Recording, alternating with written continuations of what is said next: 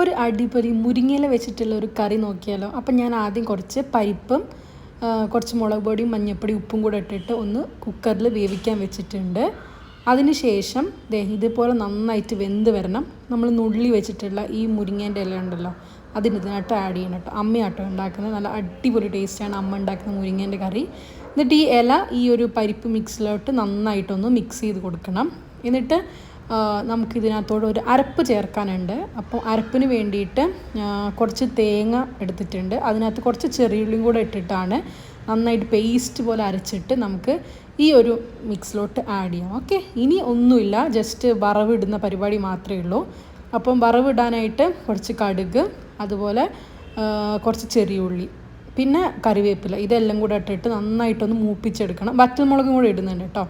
വറ്റൽമുളകും കൂടെ ഇട്ടിട്ട് നന്നായിട്ടൊന്ന് മൂപ്പിച്ചെടുത്തിട്ട് നമ്മളിവിടെ എടുത്തു വെച്ചിട്ടില്ല മുരിങ്ങേൻ്റെ ഇലയുടെയും ആ മിക്സ് ഉണ്ടല്ലോ അതിനകത്തോട്ട് ഇട്ടാൽ നല്ല സൂപ്പർ ടേസ്റ്റി ആയിട്ടുള്ള മുരിങ്ങേൻ്റെ ഇലേൻ്റെ കറി റെഡിയാണ് കേട്ടോ. നല്ല കുറുകി വരും കുറച്ചും കൂടെ കഴിയുമ്പോൾ, അപ്പോഴാണ് ഏറ്റവും ടേസ്റ്റ്. അപ്പോൾ അത്രയേ ഉള്ളൂ. നമുക്ക് വേറൊരു വീഡിയോയിൽ കാണാം. ബൈ.